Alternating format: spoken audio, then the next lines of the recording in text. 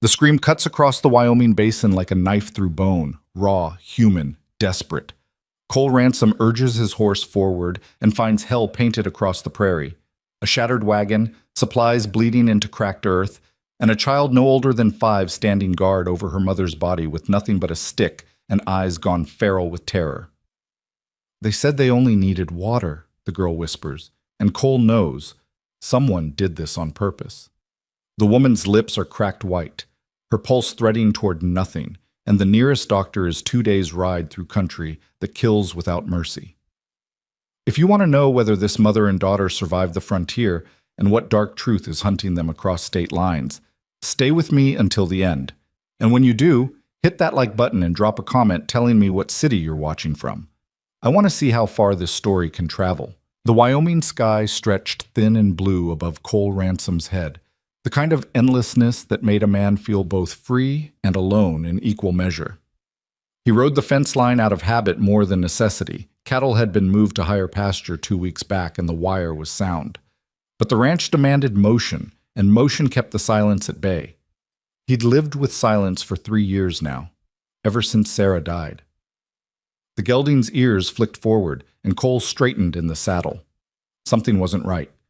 The air tasted wrong, copper and dust and something sharper. Then he heard it, a scream. Not the high, clean cry of a hawk or the frustrated bawl of a calf. Human, female, and cut short like someone had clapped a hand over a mouth. Cole spurred the horse hard, cresting the rise at a full gallop. What he saw stopped him cold. A wagon lay tilted in the basin below. One wheel snapped clean off, supplies scattered across 20 yards of scrub grass. Flour dusted the ground white. A water barrel had split open, its contents soaked into earth that wouldn't give it back. And standing in the center of the wreckage, small and rigid as a fence post, was a child. She couldn't have been more than 5. Her dress was sun-faded calico, torn at the hem, and she gripped a branch in both hands, holding it like a weapon, like she knew how to use it. Her hair was dark, wild, pulled half loose from braids, but it was her eyes that hit Cole hardest. They were the eyes of something cornered. "Easy," Cole said, dismounting slow. He kept his hands visible, his voice low. "I'm not here to hurt you." The girl didn't move, didn't blink, just stood there, branch raised, between Cole and the woman lying motionless on the ground behind her. Cole's gut tightened. The woman, mid-20s maybe, dark hair matted with dust and blood, wasn't moving. Her skin had the gray-white look of someone sliding toward shock, and her lips were cracked deep enough to bleed. Dehydration, sunstroke, infection, if that gash on her temple was more than a day old. "Your mama?" Cole asked. The girl's chin lifted. "They said they only needed water." 4 words, clipped hard, and they told Cole everything he needed to know. "Who said that?" "Men." The girl's knuckles went white around the branch. 3 of them. They broke the wheel, took the horses. Cole's jaw set. He scanned the basin, no hoof prints deep enough to track, no direction clear enough to follow. Whoever had done this was long gone, and they'd meant for these 2 to die out here. "What's your name?" he asked. The girl hesitated, then, barely audible, "Piper." "Piper," Cole repeated, soft as he could manage. "My name's Cole, and I need you to let me help your mama, or she's not going to make it through the night." Piper's grip didn't loosen. "You'll take her." I'll take you both," Cole said. "To my ranch. It's an hour's ride. There's food, water, a bed." He crouched down, meeting her eyes. "But if I don't get her there soon, none of that's going to matter." For a long moment, Piper just stared at him. Then slowly, she lowered the branch. Cole moved fast. He checked the woman's pulse, thready, too fast, and ran his hands over her limbs, checking for breaks. Her left ankle was swollen, maybe sprained, and the head wound was ugly but not deep. Dehydration was the real killer. He uncapped his canteen and wet her lips, tilting her head just enough to let a few drops slide into her mouth. She didn't wake. "Piper," he said, "I need you to hold this." He handed her the canteen. "Keep it steady." The girl took it with both hands, serious as a soldier. Cole lifted the woman, light, too light, and settled her across the saddle. Piper climbed up behind without being asked, her small hands fisting in Cole's shirt. He swung up last, holding the woman steady with one arm and guiding the horse with the other. "Hold on," he said, and nudged the gelding into a careful trot. The ride back was the longest hour of Cole's life. The woman, Piper's mama, stayed unconscious, her breathing shallow and rattling in a way that made Cole's chest ache. Piper didn't speak. She just held on, her face pressed against his back, and Cole felt the tiny tremors running through her like a current. By the time the ranch came into view, low-slung log house, barn weathered silver, corrals empty in the fading light, the sun was sinking blood red behind the mountains. Cole carried the woman inside and laid her on the bed in the spare room. It hadn't been used since Sarah died, and the sheets smelled faintly of dust and lavender. He stripped the woman's boots off, checked the swelling in her ankle, and cleaned the gash on her temple with whiskey and boiled water. She flinched once, a soft sound escaping her throat, but didn't wake. Piper stood in the doorway, silent and watchful.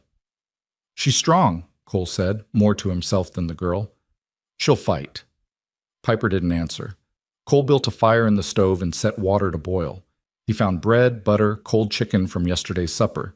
He set it on the table and gestured for Piper to sit. She didn't. "You need to eat," Cole said. "I'm not hungry." It was a lie. He could see it in the hollow of her cheeks, the way her eyes tracked the food like a hawk tracking prey. But she didn't move. Cole sat down, broke off a piece of bread, and ate it slowly. Then he pushed the plate toward her. "Your mama's going to need you strong when she wakes up," he said. "Can't do that on an empty stomach." Piper's resolve cracked. She darted forward, grabbed the chicken, and retreated to the corner by the stove. She ate fast, tearing at the meat with her teeth, her eyes never leaving Cole. He let her be. That night, Cole kept vigil by the woman's bedside. He changed the cloth on her forehead every hour, coaxed water between her lips when he could, and watched her chest rise and fall in the lamplight. Fever set in just after midnight, her skin burning, her body shaking hard enough to rattle the bed frame. Cole stripped the blankets back and soaked towels in cold water, laying them across her arms, her legs, her throat. He talked to her, low and steady, the way he used to talk to Sarah when the pain got bad. "You're going to be all right," he said. "You hear me?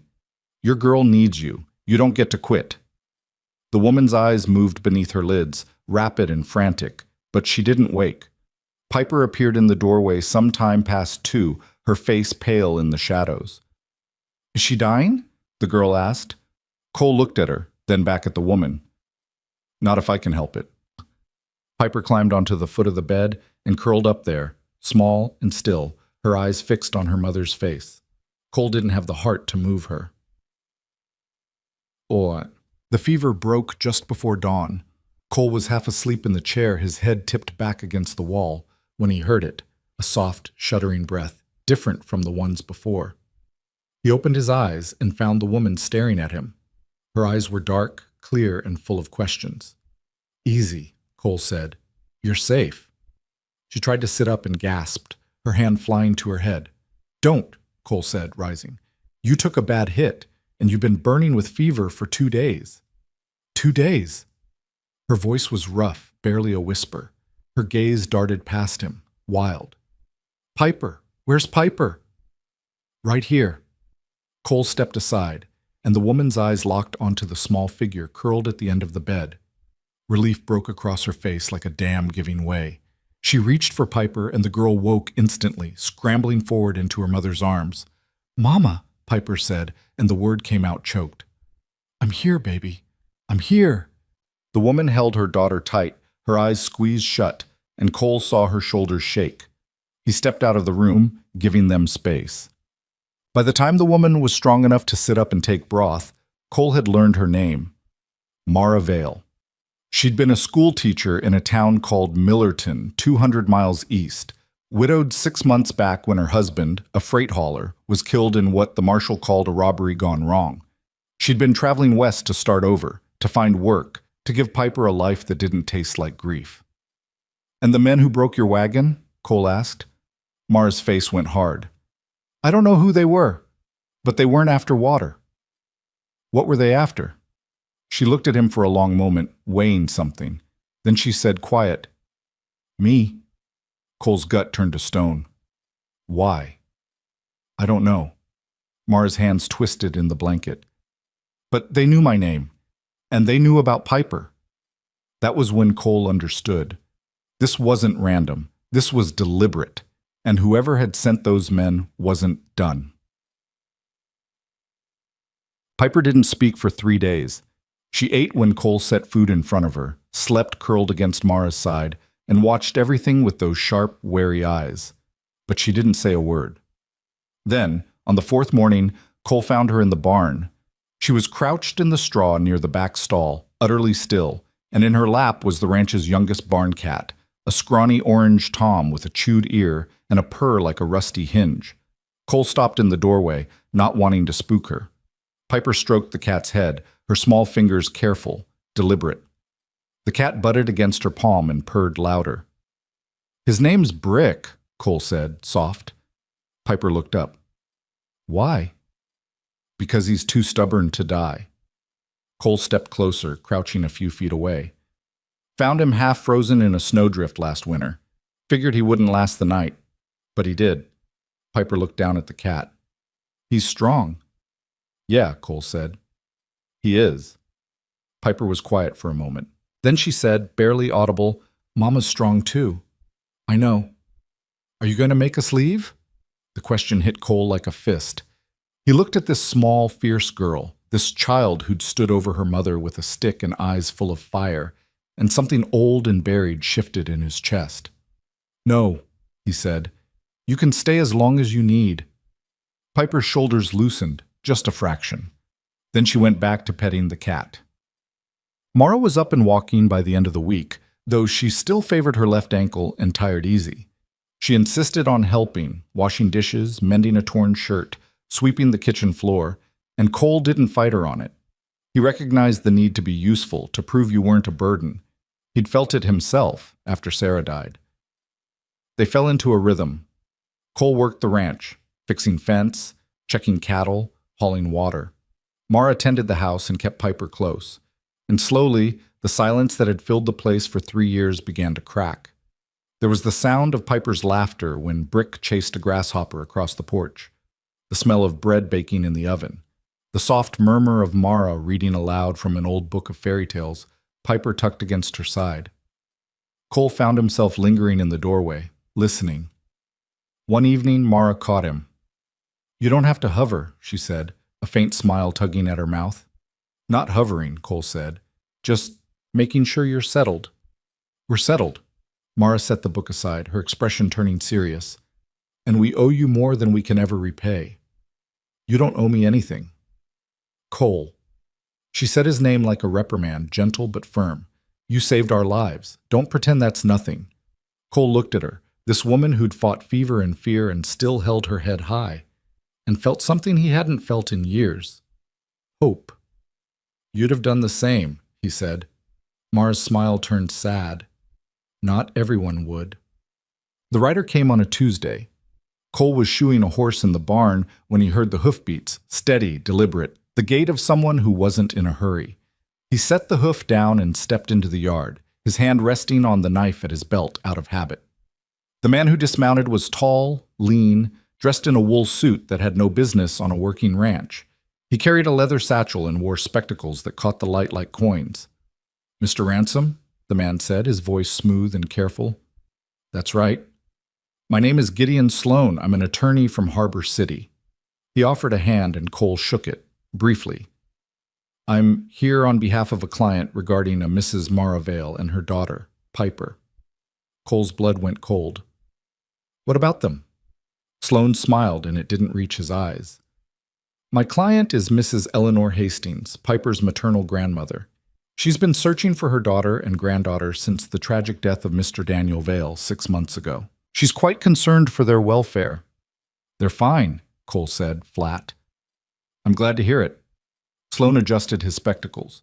"However, Mrs. Hastings believes that a child of Piper's age would be better served in a stable urban environment, with access to education, proper medical care, and the resources a woman of Mrs. Hastings' means can provide." Cole's jaw tightened. "Piper's got everything she needs right here." "With all due respect, Mr. Ransom, you're a bachelor rancher living alone in the Wyoming Territory. That's hardly an appropriate environment for a young girl. Sloane's tone was polite, reasonable, and cold as January ice. Mrs. Hastings is prepared to petition for custody, for Piper's sake. Behind Cole, the screen door opened. Mara stood on the porch, Piper half hidden behind her skirts. Her face was pale, but her voice was steady. "My mother," she said, "doesn't care about Piper's sake. She cares about control." Sloane turned toward her, his expression shifting to something meant to be sympathetic. "Mrs. Vale, I understand this is difficult, but your mother only wants what's best." "My mother," Mara cut in, her voice hardening, "disowned me when I married Daniel. She called him common, worthless. She told me I was dead to her." She stepped forward, her hand tight on Piper's shoulder.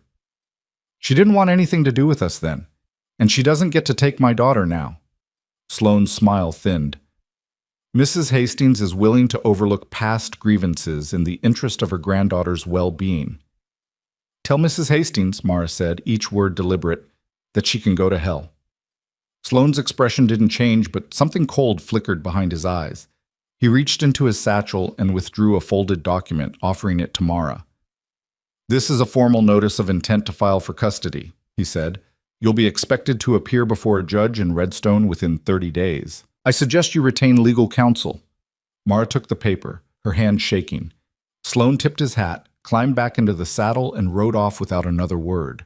Cole watched him go, his fists clenched so hard his knuckles ached.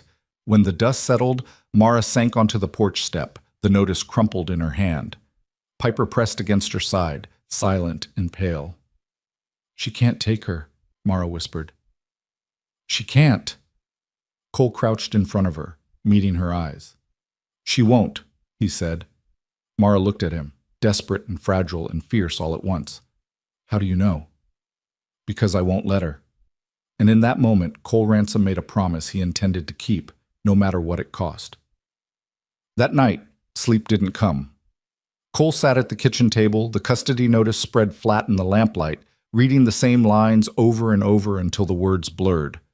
Legal jargon, cold, clinical language that reduced Piper to a case number and Mara to an unfit guardian. He'd seen plenty of cruelty in his life, men who'd steal, lie, kill for a few dollars. But this was different.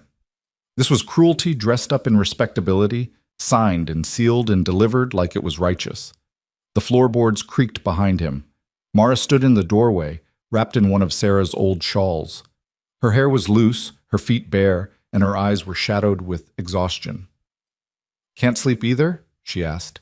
"No." She crossed to the table and sat down across from him, her hands folding together in her lap. For a long moment, neither of them spoke. The lamp hissed softly. Outside, the wind rattled the shutters. "Tell me about her," Cole said finally. "Your mother."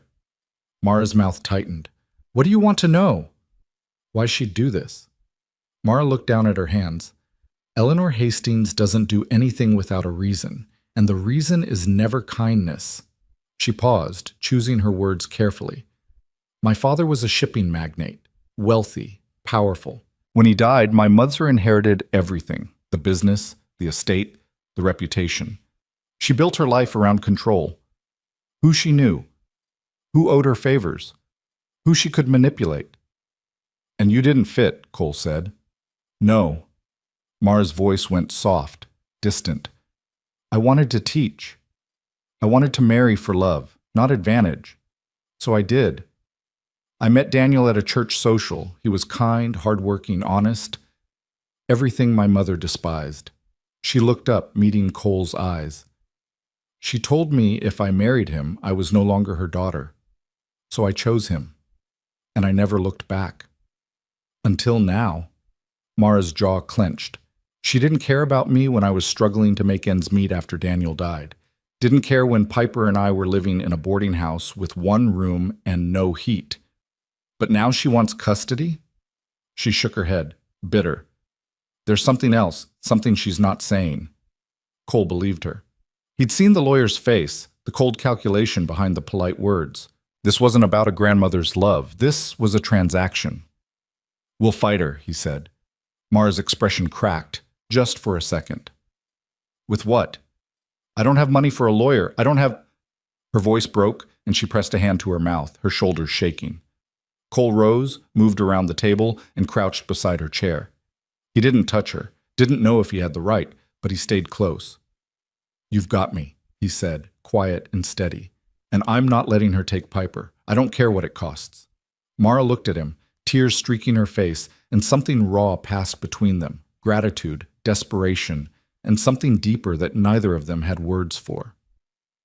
"Why?" she whispered. "Why would you do this for us?" Cole thought about the empty house, the silence, the 3 years he'd spent moving through days like a ghost, too numb to feel and too scared to care. "Because you brought life back," he said simply. Mara's breath caught. Then slowly, she reached out and took his hand. Her grip was warm, steady, and real. And for the first time in years, Cole didn't feel alone. The next morning, Cole rode into Benton, the nearest town with a telegraph office and a lawyer worth talking to. The ride took 4 hours through country that was equal parts beautiful and brutal, the kind of land that tested a man's mettle and didn't apologize. Benton was a rough-edged frontier town, all false front buildings and muddy streets, the kind of place where a man could get a drink, a meal, and a bullet in that order if he wasn't careful. Cole hitched his horse outside the law office and stepped inside. The man behind the desk was in his 50s, silver-haired, with the look of someone who'd seen the worst of human nature and wasn't impressed. His name was Elias Crane, and he had a reputation for being honest in a profession that didn't value it. "Mr. Ransom," Crane said, shaking Cole's hand. "What brings you to town?" Cole laid the custody notice on the desk. "This." Crane picked it up, read it, and his expression darkened. "Eleanor Hastings, I know the name. She's got reach, money, influence, connections in Cheyenne and beyond." He set the paper down and looked at Cole. "This won't be easy." "I didn't expect it to be." "What's your relationship to the mother and child?" "They're staying at my ranch," Cole said. "Mara's recovering from an attack. Someone sabotaged their wagon, left them to die in the basin. If I hadn't found them, they'd be dead." Crane's eyebrows lifted. "You report it to the marshal?" "Not yet." "Do it. Today." Crane leaned back in his chair, steepling his fingers. "If this goes to court, the judge is going to look at stability, safety, and resources. Mrs. Hastings will argue that a wealthy home in Harbor City is better for the child than a bachelor's ranch in the middle of nowhere." "It's not the middle of nowhere," Cole said, his voice hard.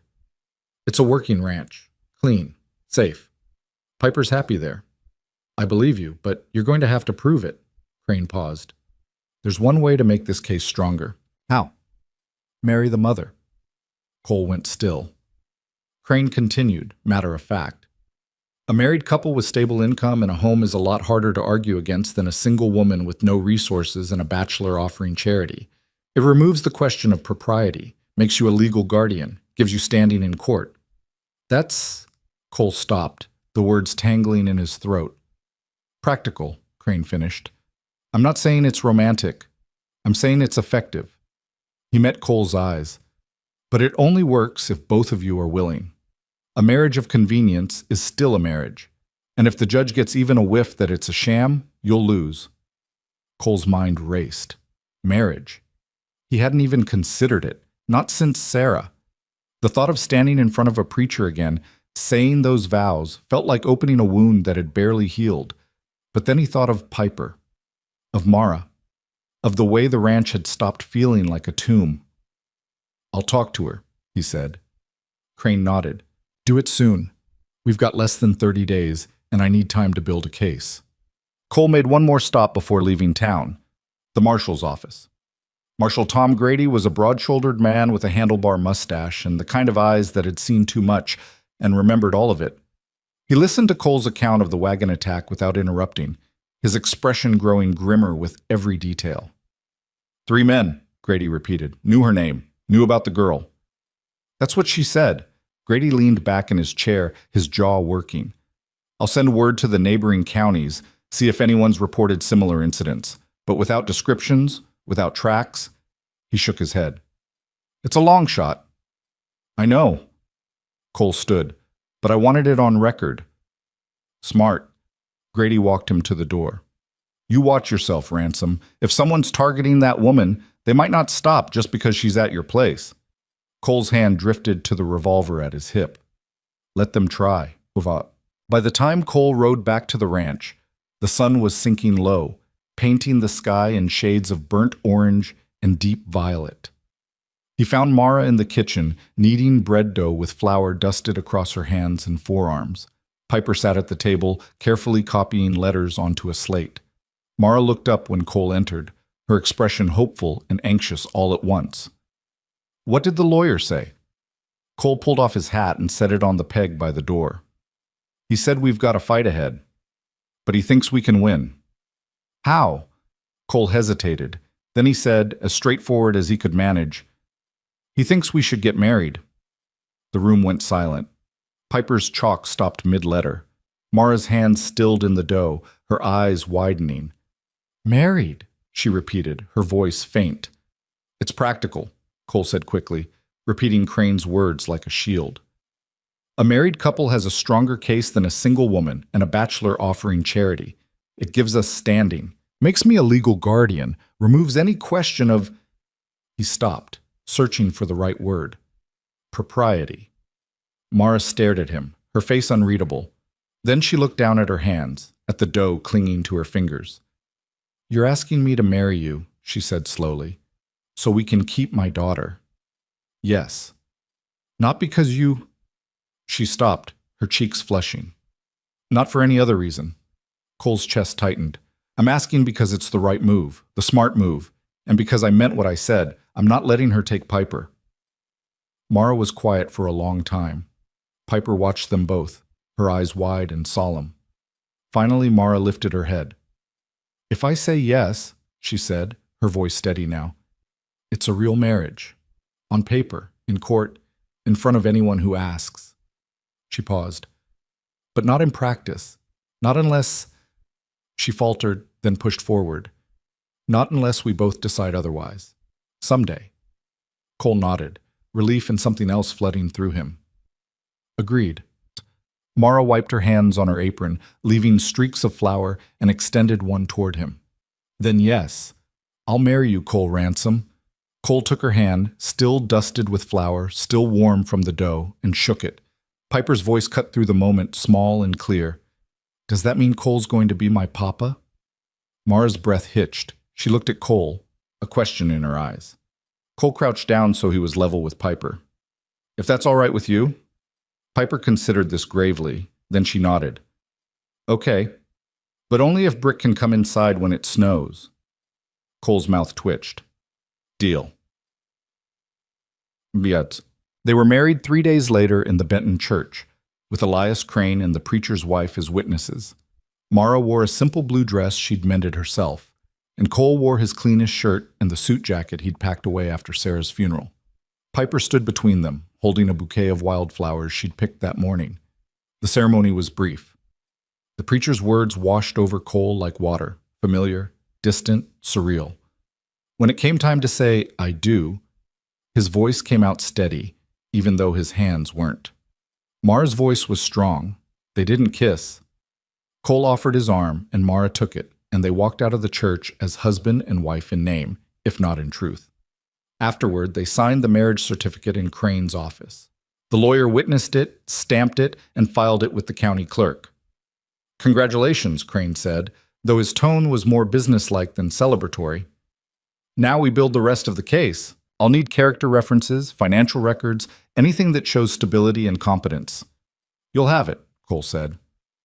On the ride back to the ranch, Piper fell asleep in Mara's lap, her head pillowed against her mother's shoulder. Mara stroked the girl's hair absently, her gaze distant. Do you regret it? She asked quietly. Cole glanced at her. Do you? I asked first. He thought about it, really thought about it. The weight of the ring on his finger, still strange and new. The vows he'd spoken, the promises he'd made. The way the ranch had felt when he'd left that morning, and the way it would feel when he returned. No, he said. I don't. Mara's expression softened. Good. Neither do I. The first week of this marriage passed in a strange, careful dance. Cole moved his things into the spare room. Mara and Piper kept the main bedroom, and they settled into a routine that was domestic without being intimate. Meals together, evening reading by the fire, Piper's laughter threading through the house like sunlight.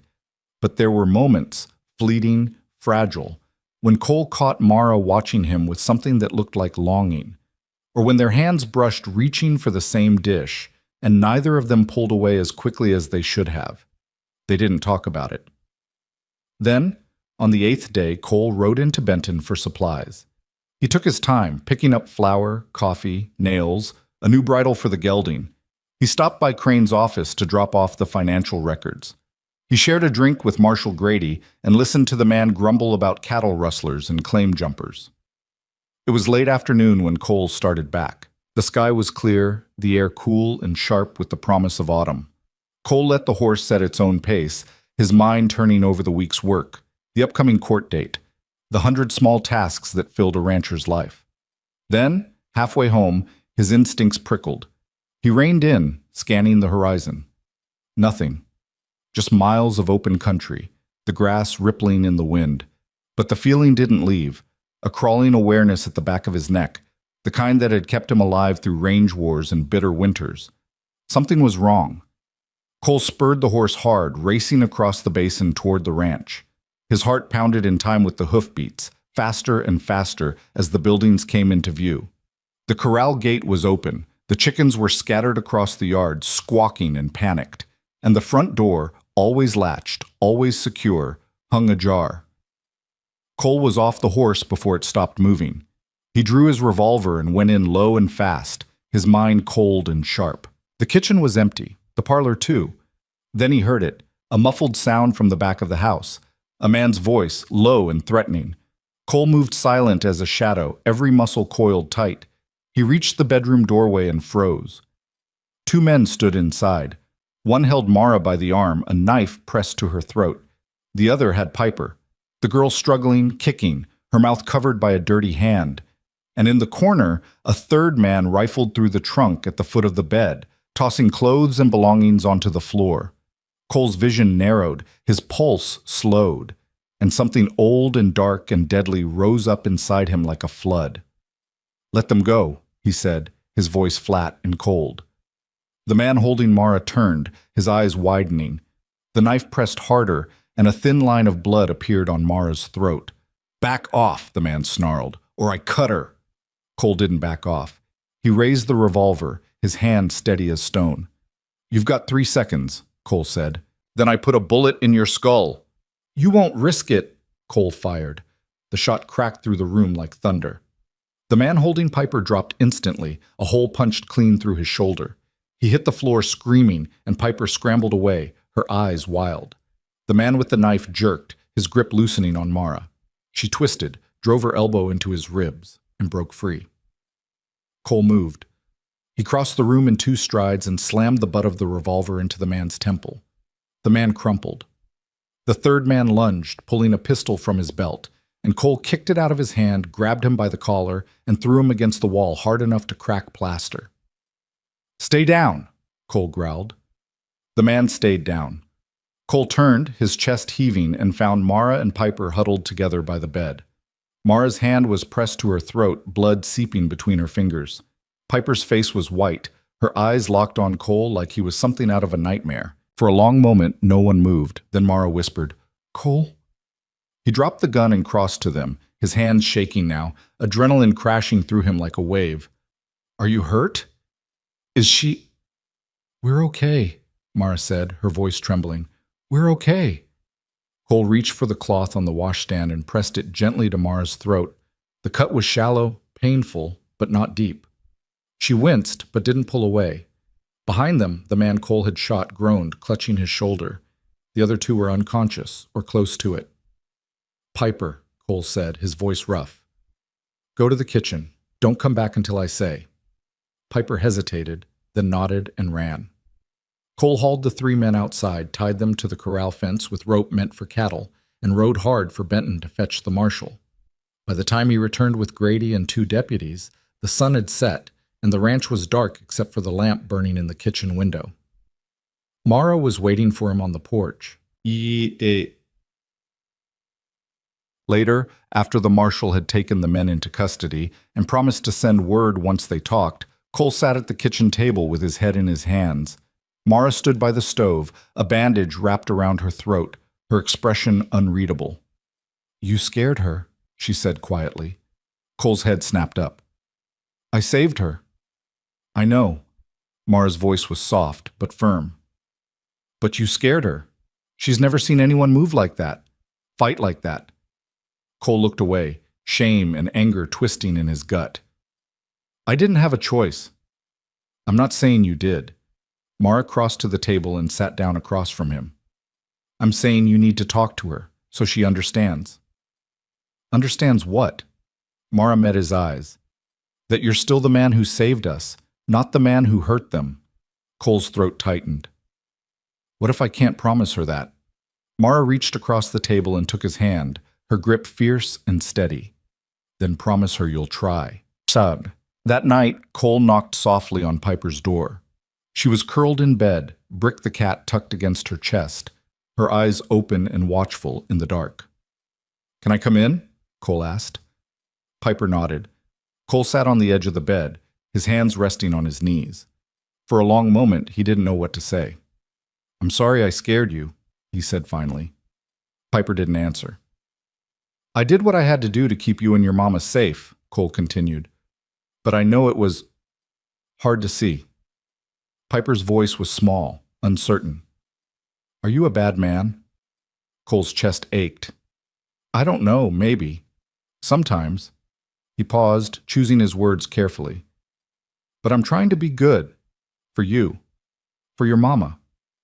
Piper looked at him for a long time, her dark eyes searching his face. Then she said, "Mama says bad men don't say sorry." Cole's breath caught. "She says you're the best man she knows." Something broke inside Cole. Something old and scarred and hidden. He reached out, and Piper let him pull her into a hug, small and warm and trusting against his chest. "I'll keep you safe," he whispered. "I promise." And this time, he believed it. Marshal Grady returned to the ranch 2 days later with news that settled like lead in Cole's stomach. The three men had talked, not much, but enough. They weren't random drifters. They'd been hired, paid in advance to find Mara Vale, take the child, and make sure the mother didn't follow. The man who'd held the knife claimed they'd been told the job was a simple custody retrieval, that the grandmother had legal rights, and the mother was unstable. He swore they hadn't known it would turn violent. Cole didn't believe him for a second. "Did they say who hired them?" Cole asked, standing in the yard with his arms crossed. Grady shook his head. "They dealt with a middleman, some lawyer's clerk out of Cheyenne, paid in cash, no names exchanged. But the description matches someone who works for a firm with ties to Harbor City." He paused, his expression grim. "Eleanor Hastings' firm." Mara, standing on the porch with Piper behind her, went pale. "She sent them." "Can't prove it in court," Grady said. "Not without the middleman, and he's gone to ground. But yeah, I'd bet my badge she's behind it." Cole's hands curled into fists. "So what now?" "Now you lawyer up, like you're already doing, and you watch your backs." Grady's gaze shifted to Mara. "She's escalating, ma'am, which means she wants something more than just custody." Mara's voice came out tight. "What could she possibly want?" Grady hesitated, then said carefully, "Your late husband, Daniel Vale, what did he do for a living?" "He was a freight hauler. He worked contracts, dry goods, mining equipment, lumber." "Any chance he had money put away? Property? Anything worth killing over?" Mara frowned, shaking her head. "We lived paycheck to paycheck. When he died, there was barely enough to cover the funeral." "You sure about that?" "I'm sure." Mara's voice hardened. "Why?" Grady pulled a folded telegram from his pocket and handed it to her. "This came through yesterday, from a bank in Denver. They've been trying to reach you for months." Mara unfolded the telegram, her eyes scanning the lines. Then her face went slack. "What is it?" Cole asked, moving closer. Mara's hands shook. It's a trust. In Piper's name." She looked up, disbelief written across her face. "Established by Daniel's father before he died. managed by a firm in Denver. The principal is, her voice broke, $200,000. The air went out of the yard. Cole stared at her. 200,000. That's what it says. Mara's voice was faint, hollow. It was supposed to transfer to Piper when she turned 5. But because Daniel died, they needed my signature to release it. They've been sending letters to our old address in Millerton. I never got them. Grady's jaw tightened. But I'll bet someone else did. Mara's face crumpled. My mother, she must have found out. That's why she wants Piper. Not because she cares, because of the money. Cole felt something dark and furious rise in his chest. She tried to have you killed over money. She tried to take Piper. Mara's voice shook with rage and grief. She was willing to murder me for a trust fund. Grady stepped forward, his tone firm. Listen to me. This changes everything. You've got motive now, real motive. We bring this to the judge, show the connection between the trust and the custody claim. It'll gut her case. Will it be enough? Cole demanded. It's a hell of a lot better than what we had before. Grady looked between them. But you need to move fast. The hearing's in 3 weeks, and if she gets wind that you know about the trust, she'll come at you harder. Mara straightened, her hand finding Piper's shoulder. Then we move first. Cole met her eyes and saw something he recognized. The same cold determination he'd felt when he'd pulled the trigger 2 days ago. She wasn't running anymore. She was ready to fight. We tell Crane everything, Cole said, and we make damn sure she doesn't get another chance. Grady nodded. I'll telegraph Denver, get copies of the trust document sent to Crane's office. And I'll keep men watching the roads into town. If anyone else comes looking for you, we'll know. After Grady left, Mara stood on the porch for a long time, staring out at the horizon. Piper had gone inside to feed Brick, leaving Cole and Mara alone in the fading afternoon light. $200,000, Mara said softly. Daniel never told me. Maybe he didn't know, Cole offered. Or maybe he knew exactly what my mother would do if she found out. Mara's voice turned bitter. He was protecting us, even after he died. Cole moved to stand beside her, close but not touching. You don't have to take the money. Mara looked at him sharply. What? If it's the money she wants, take it off the table. Sign it away. Give it to charity, to the church, to anyone but her. Remove the reason she's coming after you.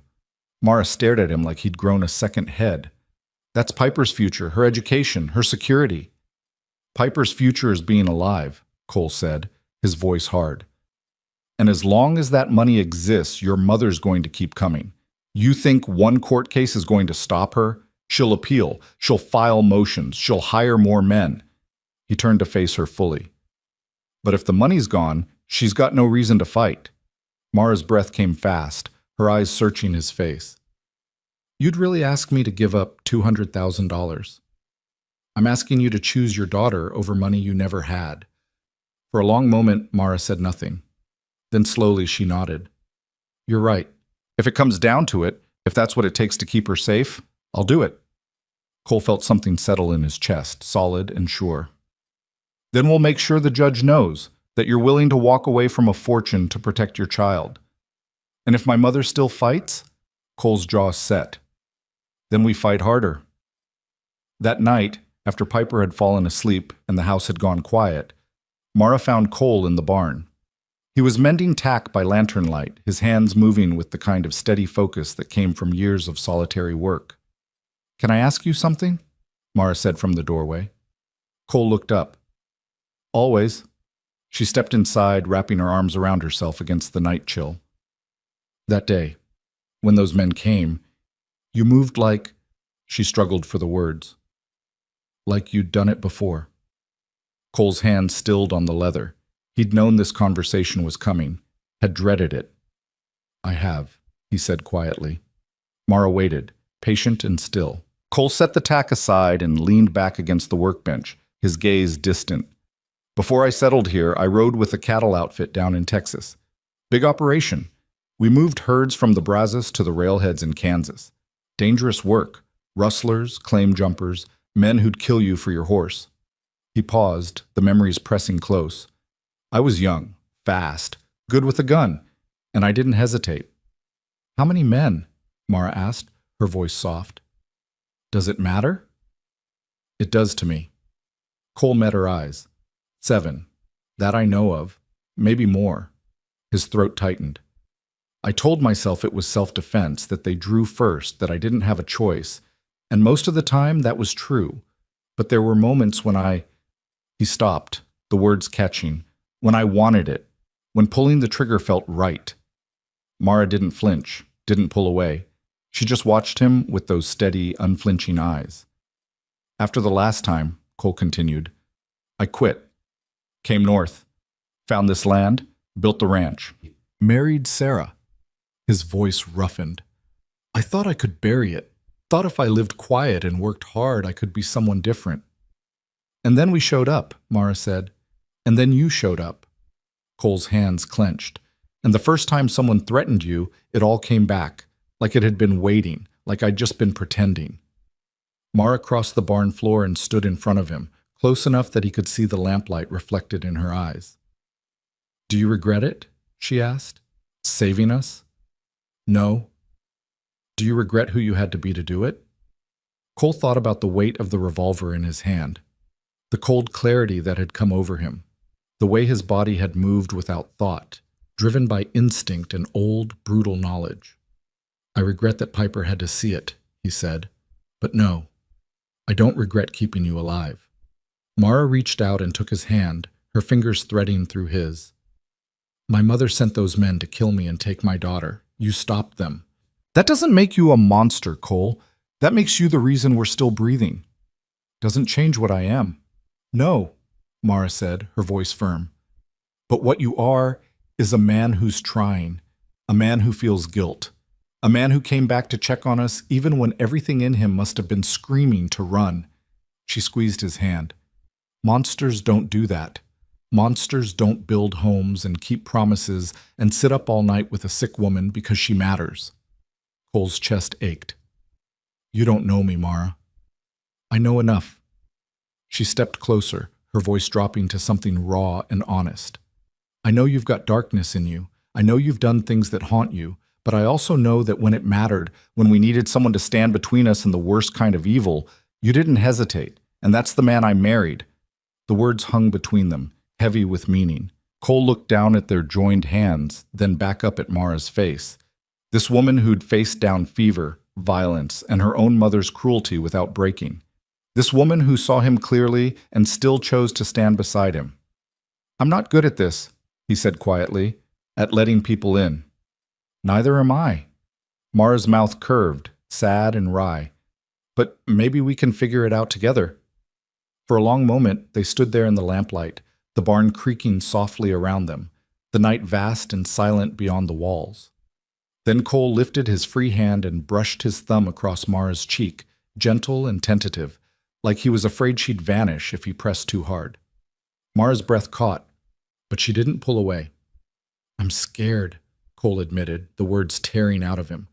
That I'll hurt you, that I'll fail you, that I'm not enough. You're enough, Mara whispered. You've always been enough.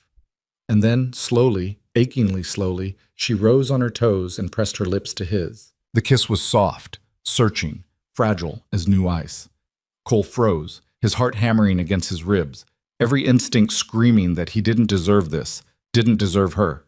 But Mara's hand tightened on his, anchoring him, and he let himself sink into it, into the warmth and the trust and the terrifying, impossible hope. When they finally pulled apart, Mara's eyes were bright with unshed tears. This is real, she said, her voice shaking. Isn't it? It's not just for the court case. Cole's hand cupped her face, his thumb tracing the line of her jaw. It's real. Mara's breath shuddered out, relief and longing tangled together. Good, because I don't think I could go back to pretending. Neither could I. They stood there in the barn, holding each other in the lamplight, and for the first time since Sarah died, Cole felt like he was home. The next 2 weeks passed in a blur of preparation. Elias Crane worked tirelessly, gathering affidavits from neighbors who vouched for Cole's character, financial records that proved the ranch was stable and profitable, and testimony from Marshall Grady about the attack and the connection to Eleanor Hastings. The trust documents arrived from Denver, and Crane built a case around them, showing motive, showing greed, showing a pattern of escalation that painted Eleanor not as a concerned grandmother, but as a calculating predator. Mara and Cole spent hours rehearsing their testimony, going over every detail, every question the opposing lawyer might ask. Crane was blunt about their weaknesses, the newness of the marriage, the fact that Cole and Mara slept in separate rooms, the questions of propriety that a hostile attorney could exploit. If they ask whether the marriage is genuine, Crane said, you'd better have an answer that sounds true. Because if the judge thinks you're running a con, you'll lose Piper and face fraud charges. It is genuine, Mara said firmly. Crane looked between them, his gaze shrewd. Then you'd better make sure it looks that way. That night, after Piper had gone to bed, Mara knocked on the door to Cole's room. He opened it, shirtless and surprised, his hair damp from washing. We need to talk, Mara said. Cole stepped aside and she entered, closing the door behind her. The room was sparse, bed, trunk, washstand, no personal touches. Nothing that said a man lived here. Crane's right, Mara said without preamble. If we're going to convince a judge this marriage is real, we can't keep living like strangers. Cole's throat worked. What are you suggesting? Mara met his eyes. I'm suggesting we share a room, that we act like a married couple in every way that matters, at least where anyone can see. And where they can't? Mara's cheeks flushed, but her voice stayed steady. That's up to us. But Cole, if we're doing this, if we're really fighting for Piper together, then I need to know you're all in, not just for the court, for us. Cole crossed the small room and stood in front of her, his heart pounding so hard he could feel it in his throat. I'm all in, he said. I have been since the day I found you. Mara's eyes shone. Then move your things into my room, tonight. Cole did. They rearranged the furniture to make space, Cole's trunk beside the wardrobe, his clothes hung next to Mara's, his boots lined up by the door. Piper, watching from the hallway with Brick in her arms, grinned so wide it split her face. Does this mean you're really married now? She asked. Mara knelt down, her hands gentle on Piper's shoulders. We've been really married since the day we said our vows. But yes, this means Cole is staying. Good, Piper said solemnly. I like it better when he's here. That night, Cole and Mara lay side by side in the bed that had once been hers alone. A careful distance between them, both staring at the ceiling in the dark. This is strange, Mara whispered. Yeah, Cole agreed. But good strange. Yeah. Mara turned her head to look at him. Cole? Thank you. For everything. Cole reached across the space between them and found her hand, lacing his fingers through hers.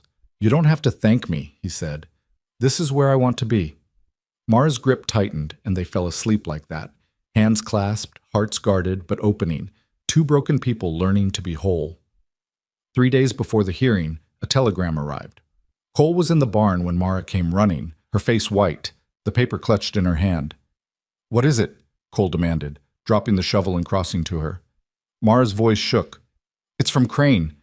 Eleanor Hastings has filed a motion to have the hearing moved to Harbor City. She's claiming that a frontier judge can't be impartial, that the case needs to be heard in a city court with proper legal oversight.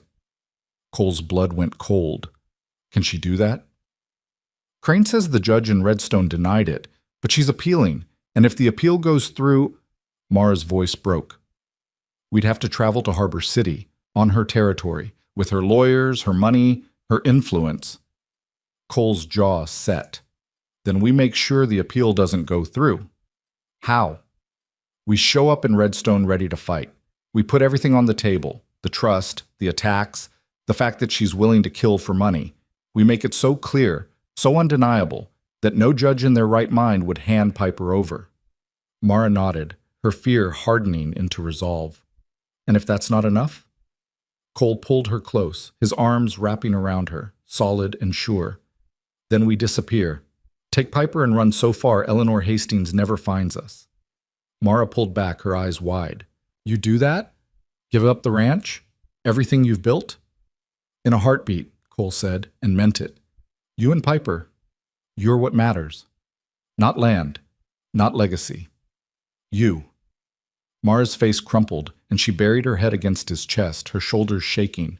Cole held her, his hand stroking her hair, his heart breaking and mending all at once. "We're going to win," he said quietly. "I promise you, we're going to win." The day before they were set to leave for Redstone, Cole woke before dawn to the sound of hooves. He was out of bed in seconds, pulling on his pants and grabbing his revolver. Mara stirred, her eyes snapping open. "What is it?" she whispered. "Stay here," Cole said, and moved to the window. 4 riders approached the house, silhouetted against the gray pre-dawn light. They rode slow, deliberate, and Cole's instincts screamed danger. He crossed to the door, checked the load in his revolver, and stepped onto the porch. The riders reined in 20 feet from the house. The leader, a tall man in a long coat, his face shadowed by a wide-brimmed hat, raised a hand in a gesture that might have been peaceful if Cole believed in peace anymore. "Mr. Ransom," the man called, "we're not here for trouble." "Then state your business and move on," Cole said, his voice flat. The man dismounted, his movements careful and measured. "My name is Victor Kane. I work for Mrs. Eleanor Hastings." Cole's finger moved to the trigger. "You've got 5 seconds to get back on that horse." "I'm here to make you an offer." Kane's voice was smooth, practiced. "Mrs. Hastings is willing to drop the custody case. She'll sign away all rights to the child, leave you and Mrs. Ransom in peace, and you'll never hear from her again." Cole didn't lower the gun. "In exchange for what?" "The trust fund. Sign it over to Mrs. Hastings, and this ends today." Behind Cole, the door opened. Mara stepped onto the porch, her face pale, but composed, Piper clutching her hand. "No," Mara said, her voice ringing clear. "Absolutely not." Kane's gaze shifted to her, his expression almost pitying. "Mrs. Ransom, be reasonable. $200,000 is a great deal of money, but your daughter's safety, her future, surely that's worth more." "It is," Mara said, "which is why I'm not giving you a single cent." Kane's jaw tightened. "Mrs. Hastings anticipated you might say that. She asked me to remind you that the courts can be unpredictable. Judges can be swayed. And accidents, well, accidents happen all the time on the frontier." Cole's revolver came up, aimed directly at Kane's chest. "Is that a threat?" Kane raised his hand slowly. "It's a statement of fact. Mrs. Hastings is a powerful woman. She has resources you can't imagine. And she will not stop until she gets what she wants, one way or another." "Then she's going to be disappointed," Cole said, his voice like iron, "because we're not giving her Piper. We're not giving her the money. And if she sends anyone else to this ranch, they'll leave in a box." Kane's smile was cold. "You're making a mistake." "No," Mara said, stepping forward. "My mother made the mistake. She thought she could buy me, threaten me, break me, but I'm not the girl she disowned, and I'm not alone anymore." She looked at Cole, her eyes fierce. "Tell her the answer is no. Today, tomorrow, forever." Kane studied them both for a long moment. Then he tipped his hat, climbed back into the saddle, and rode off with his men, disappearing into the breaking dawn. Cole and Mara stood on the porch, watching until the dust settled and the horizon was clear. "That was a declaration of war," Cole said quietly. "I know." Mara's hand found his, gripping tight. "But we're ready." Cole looked down at Piper, who stared up at him with those wide, solemn eyes. "Are you scared?" the girl asked. Cole crouched down, meeting her gaze. "Yeah, I am." "Me too." Piper's chin lifted. "But Mama says brave people are scared. They just don't let it stop them." Cole's throat tightened. He looked at Mara, who smiled through tears, and then back at Piper. "Your mama's right," he said. "And tomorrow, we're going to be the bravest people in that courtroom." Piper nodded, serious as a judge herself. "Okay." They went inside, packed their bags, and prepared for the fight of their lives. The ride to Redstone took 2 days through country that turned from open grassland to pine-covered hills, the mountains rising in the distance like sentinels. Cole drove the wagon steady and careful, Mara beside him with Piper bundled between them in a wool blanket. They stopped at dusk each night, making camp in clearings where Cole could see the approaches, where nothing could come at them unseen. Mara didn't sleep much. Cole could feel her restlessness, the way she startled at every crack of a branch, every distant sound. On the second night, after Piper had finally drifted off, Mara sat by the fire with her arms wrapped around her knees, staring into the flames. "What are you thinking?" Cole asked, his voice low. That I don't know what I'll do if we lose. Cole moved closer, settling beside her on the log they'd dragged near the fire. We won't. You can't promise that. No, Cole admitted. But I can promise I won't let her take Piper without a fight that'll be remembered. Mara looked at him, the firelight painting her face in golden shadow. I keep thinking about what Kane said, about accidents, about how far my mother's willing to go. Then we make sure she knows we'll go farther. Cole? Mara's voice dropped to something raw. If it comes down to it, if the judge rules against us, I need you to promise me something. Anything. You take Piper and you run. You get her somewhere safe, somewhere Eleanor can't reach. Cole's chest tightened. And leave you? If that's what it takes. Mara's eyes were fierce, unwavering. She wants the money, not me. If I'm here, if I make noise, if I fight her in court over and over, it'll buy you time. Time to disappear. Mara, promise me. Her hand gripped his, desperate and strong. Promise me you'll protect her, no matter what. Cole looked at this woman, this mother who'd stood between her daughter and death more than once, who'd faced down hired killers and her own blood without flinching, and felt something crack open inside him. I promise, he said. But it's not going to come to that, because we're going to walk out of that courthouse together, all three of us. Mara's breath shuddered out, and she leaned against him, her head resting on his shoulder. Cole wrapped his arm around her, holding her close while the fire burned low and the stars wheeled overhead. I love you, Mara whispered into the darkness. Cole's heart stopped, then started again, harder, faster, like something long dormant had surged back to life. Say that again, he said, his voice rough. Mara lifted her head, meeting his eyes. I love you, Cole Ransom. I don't know when it happened. Maybe when you carried me into your house half dead, maybe when you stood between us and those men, maybe when you promised to fight for us even though you barely knew us. But it's real, and I needed you to know before, her voice caught, before whatever happens tomorrow. Cole cupped her face in his hands, his thumbs brushing away the tears that had started to fall. I love you too, and I'm not losing you, not to Eleanor, not to anyone. He kissed her then, fierce and claiming and full of every promise he didn't have words for. Mara kissed him back with the same desperation, her hands fisting in his shirt, and for a moment the world narrowed to just the two of them, two people who'd been broken and alone finding something whole in each other. When they finally pulled apart, both breathing hard, Mara's smile was tremulous but real. We're going to be all right, she said, like she was trying to convince herself. Yeah, Cole said. We are. They reached Redstone late the next afternoon. The town was bigger than Benton, with brick buildings, paved streets, and a courthouse that loomed at the end of Main Street like a monument to justice or judgment, depending on which side you were on. Cole secured rooms at a modest hotel near the courthouse, paid for a week in advance, and tried not to think about what would happen if they needed more time than that. Elias Crane met them in the hotel dining room that evening, his face grave and his leather satchel bulging with documents. The hearing's set for 9 tomorrow morning, Crane said without preamble. Judge Whitmore presiding. He's fair, but he's also conservative. He'll want to see stability, propriety, and clear evidence that Piper's better off with you than with her grandmother. We've got that, Cole said. I know, but Eleanor's lawyer is a man named Silas Cartwright. He's one of the best in the state.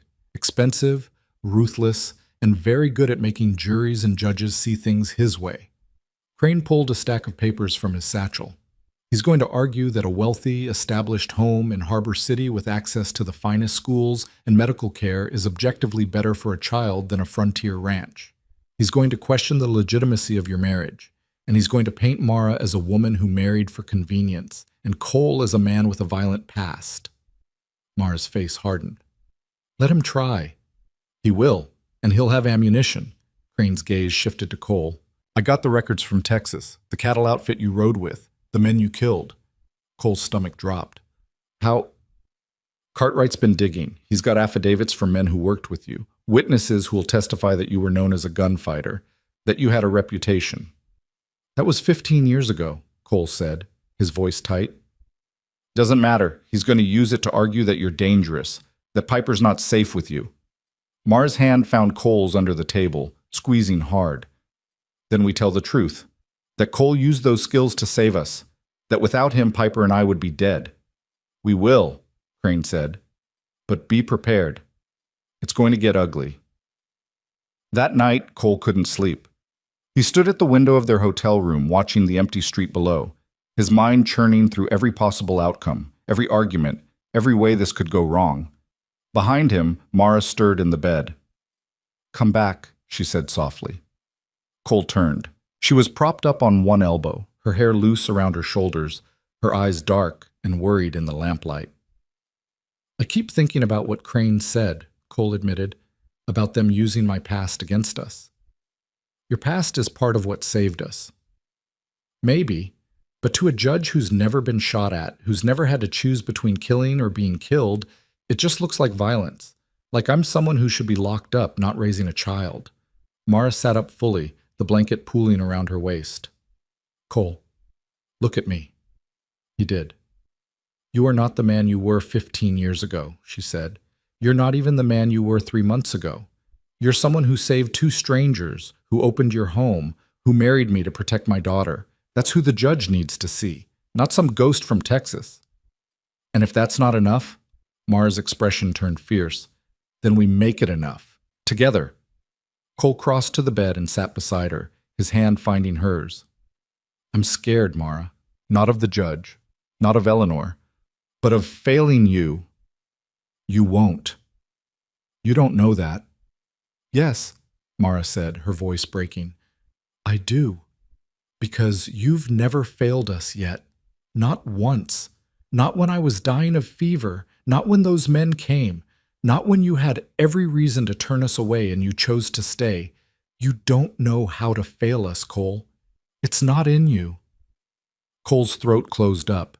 He pulled Mara into his arms, holding her tight, and felt her arms wrap around him just as fiercely. "Whatever happens tomorrow," he said into her hair, "I want you to know these months with you and Piper have been the best of my life." Mara pulled back just enough to look at him, tears streaming down her face. "Mine too." They lay down together, still clothed, still holding each other, and eventually sleep came, fitful and shallow, but enough. The courtroom was smaller than Cole expected, all dark wood and high windows that let in slanted bars of morning light. Judge Whitmore sat behind an elevated bench, a man in his 60s with steel-gray hair and a face that gave nothing away. Eleanor Hastings sat at the opposing table with Silas Cartwright beside her. She was tall, silver-haired, dressed in black silk that probably cost more than Cole's entire ranch. Her eyes were cold, calculating, and when they landed on Mara, something like disgust flickered across her face. Mara didn't flinch. She sat between Cole and Crane, her back straight, her hands folded in her lap, every inch the composed woman Cole knew she was. Piper sat in the gallery behind them with a woman from the church who'd agreed to watch her during the hearing. The girl's eyes were wide, solemn, tracking every movement. Judge Whitmore gavelled the court to order. "This is a custody hearing regarding the minor child Piper Vale," he said, his voice carrying through the room. "Mrs. Eleanor Hastings is petitioning for custody on the grounds that the child's current living situation is unsuitable. Mrs. Mara Ransom and Mr. Cole Ransom are contesting. Mr. Cartwright, you may proceed." Cartwright rose, every movement polished and deliberate. He was a tall man, impeccably dressed, with a voice like honey over steel. "Your Honor, this case is quite simple. A young child has lost her father and finds herself in the care of a mother who, through no fault of her own, lacks the resources to provide a stable, secure future. Mrs. Hastings, the child's grandmother, is a woman of considerable means and standing. She can offer Piper the finest education, medical care, and opportunities that a frontier ranch simply cannot match." He gestured to Eleanor. "She seeks only to do right by her granddaughter." Crane stood. "Your Honor, if I may—" "You'll have your turn, Mr. Crane." Judge Whitmore's gaze was neutral. "Continue, Mr. Cartwright." Cartwright smiled. "Thank you, Your Honor. I'd like to call Mrs. Eleanor Hastings to the stand." Eleanor rose with practiced grace and took her seat in the witness box. She placed one hand on the Bible, swore to tell the truth, and settled into the chair like she owned it. Cartwright approached her with deference. Mrs. Hastings, can you describe your relationship with your granddaughter? I'm ashamed to say I haven't had the opportunity to build one, Eleanor said, her voice cultured and sorrowful. When my daughter married against my wishes, we became estranged. I regret that deeply. But when I learned of her husband's death, I immediately sought to reunite with her and meet my granddaughter. Sadly, by the time I located them, Mara had already... She paused delicately. Attached herself to Mr. Ransom. Attached herself, Cartwright repeated. Can you elaborate? I believe the marriage was one of convenience. A desperate woman, alone and without resources, seeking security through any means available. Mara's hands clenched under the table. Cole's jaw tightened. And you believe Piper would be better served in your care? Cartwright prompted. Without question, I can provide her with the finest tutors, access to society, a future befitting her station, on a frontier ranch. Eleanor's mouth twisted. She'll grow up uneducated, isolated, exposed to violence and hardship. That's no life for a child. Thank you, Mrs. Hastings. Cartwright returned to his seat, looking satisfied. Judge Whitmore gestured to Crane. Your witness. Crane stood, his expression unreadable. He approached Eleanor slowly, deliberately, like a man measuring his target. Mrs. Hastings, he began, you mentioned that you became estranged from your daughter when she married against your wishes. What were your objections to her husband, Daniel Vale? Eleanor's expression tightened. He was common, unsuitable. I wanted better for Mara. By common, you mean he wasn't wealthy. He lacked refinement, prospects, breeding. So you disowned your daughter for marrying a working man. Eleanor's eyes flashed. I gave her a choice. She made hers. And you had no contact with her for 6 years, correct? Correct. No letters, no financial support, no interest in her welfare. She made it clear she didn't want my involvement. Crane nodded slowly. And yet, 6 months after Daniel Vale's death, you suddenly developed a deep concern for your granddaughter's well-being. Why the change of heart? Eleanor's smile was thin. A grandmother's love doesn't require explanation. Doesn't it? Crane pulled a document from his satchel. Your Honor, I'd like to enter into evidence a copy of the trust established for Piper Vale by her paternal grandfather. The principal amount is $200,000, to be released upon Piper's 5th birthday, or in the event of her father's death, whichever comes first. A murmur rippled through the courtroom. Judge Whitmore's eyebrows lifted. Cartwright shot to his feet. Objection. Relevance. I'm establishing motive, Your Honor, Crane said calmly. I'll allow it. Continue, Mr. Crane. Crane turned back to Eleanor. Mrs. Hastings, when did you first learn about this trust? Eleanor's composure cracked, just slightly. I don't see how that's relevant. Answer the question, please. Several months ago. Before or after you filed for custody? Eleanor's silence was damning. Let me rephrase, Crane said. You learned that your granddaughter was the beneficiary of a $200,000 trust, and then you suddenly decided to seek custody. Is that correct? My concern for Piper has nothing to do with money. Then you won't mind if Mrs. Ransom signs the trust over to a charitable foundation, removing it from the equation entirely. The courtroom went dead silent. Eleanor's face turned to stone. That money belongs to Piper, and Piper belongs with her mother, Crane shot back. Unless, of course, your interest in custody has more to do with controlling that trust than caring for the child. Cartwright was on his feet. Your Honor, this is speculation. It's cross-examination, Judge Whitmore said sharply. Sit down, Mr. Cartwright. He looked at Eleanor. Mrs. Hastings, answer the question. Would you still seek custody if the trust were removed from consideration? Eleanor's mouth opened, closed.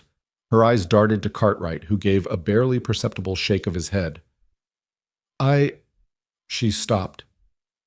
I believe Piper deserves the best care possible. That's not an answer, the judge said. Eleanor's mask slipped. For just a moment, Cole saw the truth beneath, cold, calculating, furious. Then she composed herself. I would still seek custody, she said, but I would expect the trust to be managed responsibly. Crane smiled. By you. By someone with experience. Someone like the men you hired to attack Mrs. Ransom and her daughter 3 weeks ago? The courtroom erupted. Cartwright shot up, his voice thundering. Objection! That's an outrageous accusation with no foundation. I have foundation, Your Honor. Crane pulled another document. Sworn testimony from Marshal Thomas Grady of Benton detailing the attack on Mrs. Ransom's wagon and a subsequent assault at Mr. Ransom's ranch. 3 men, hired through a middleman connected to a law firm in Cheyenne, a firm that handles Mrs. Hastings' legal affairs. Judge Whitmore's face darkened. Is this true? The men were arrested and questioned, Crane continued. They confessed to being hired to retrieve the child, by force, if necessary. Eleanor's voice cut through the chaos, icy and controlled. I have no knowledge of any such arrangement. If someone acted on my behalf without my authorization, that's a matter for the police, not this court. Convenient, Crane said. Just like it's convenient that Daniel Vale died in a robbery 6 months ago. A robbery that was never solved. A robbery that happened 3 weeks after the trust became active. Mara gasped. Cole's blood turned to ice. Cartwright was livid. Your Honor, this is wild conjecture. Is it? Crane turned to face the judge. Daniel Vale was killed in what authorities called a botched robbery, but nothing was taken, his wagon wasn't touched, and the only witness, a man who's since disappeared, gave a description that matches one of the men arrested at the Ransom Ranch. Judge Whitmore's gavel came down hard. Mr. Crane, do you have evidence linking Mrs. Hastings to Daniel Vale's death? Not yet, Your Honor, but I have enough to warrant an investigation. The judge's expression was granite. This hearing is in recess. I want both parties in my chambers, now. The judge's chambers were austere, shelves of law books, a single window overlooking the street, and a desk scarred with decades of use. Judge Whitmore sat behind it, his fingers steepled, his expression unreadable. Eleanor and Cartwright stood on one side, Mara, Cole, and Crane on the other. Mr. Crane, the judge said, his voice measured, you've made serious allegations. If you can't substantiate them, you're flirting with contempt. I understand, Your Honor, but the pattern is clear. Patterns aren't proof. The judge's gaze shifted to Eleanor. Mrs. Hastings, I'm going to ask you directly. Did you have any involvement in the attacks on your daughter? Eleanor's voice was cold. Absolutely not. Did you have any knowledge of them before they occurred? No. Judge Whitmore studied her for a long moment. Then he turned to Mara. Mrs. Ransom, what do you want? Mara's voice was steady. I want my daughter to stay with me, and I want my mother to leave us alone. And the trust? Mara looked at Cole. He gave the smallest nod.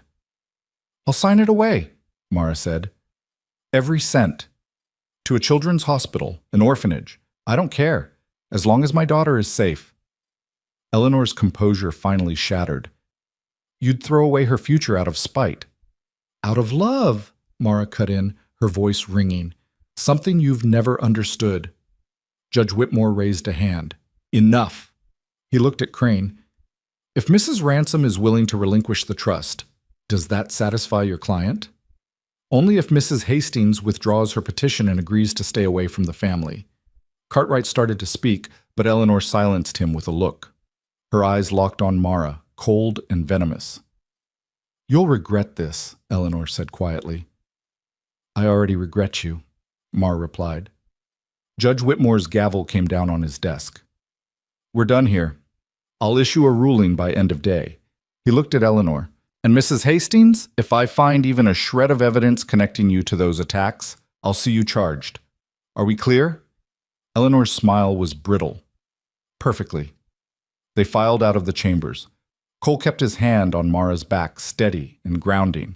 Piper ran to them the moment they entered the hallway, her small arms wrapping around Mara's waist. Is it over? The girl asked.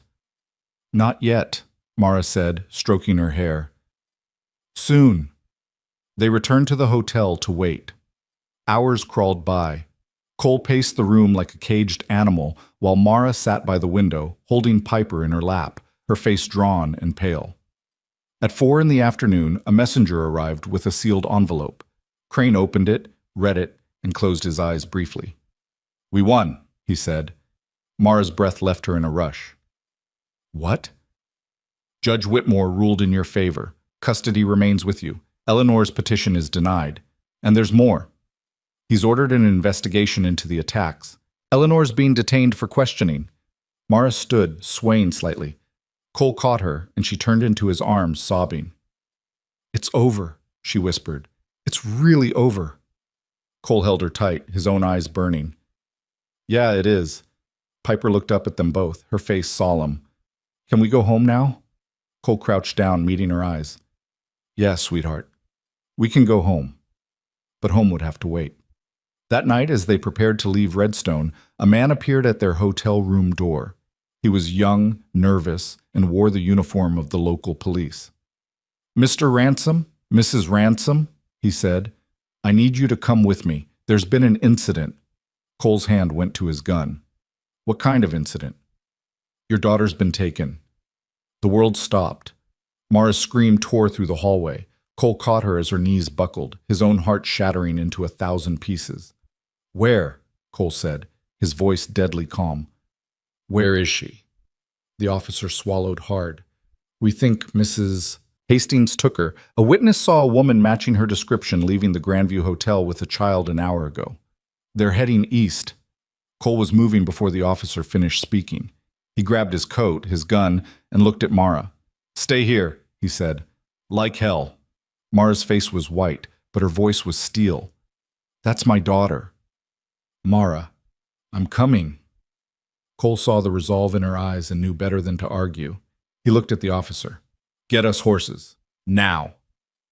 20 minutes later, they were riding hard through the darkness, following a trail that grew colder with every passing second. And somewhere ahead, in the night, Eleanor Hastings had Piper. The horses tore through the night, hooves pounding against packed earth, breath steaming in the cold air.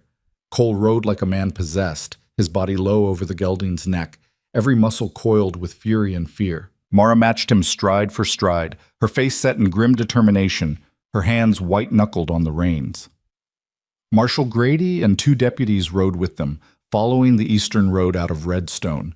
The officer who'd brought the news had said Eleanor was heading for the railroad depot in Cressmont, a town 30 miles away where she could board a train and disappear with Piper into the vastness of the country. They couldn't let that happen. Cole's mind raced through scenarios, each one worse than the last. Eleanor was desperate now, cornered and dangerous. She'd lost the court case, lost her respectable veneer, and if the investigation tied her to Daniel's death or the attacks, she'd face prison. Taking Piper wasn't about love or even money anymore.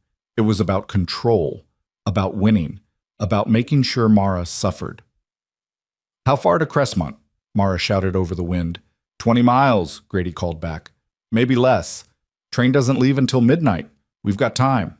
We'd better, Cole said, his voice dark. They rode in silence after that. The only sounds, the thunder of hooves and the ragged breathing of pushed horses. The moon was a sliver overhead, barely enough light to see by, and twice they had to slow to avoid losing the road in the darkness. Cole's thoughts kept circling back to Piper, to her small, serious face, to the way she'd asked if they could go home, her voice full of hope and trust. He'd promised to keep her safe. He'd looked her in the eye and promised, and he'd failed. Mara's voice cut through his spiral. She's alive, Cole. He looked at her, startled. Eleanor needs her alive, Mara continued, her voice hard and certain.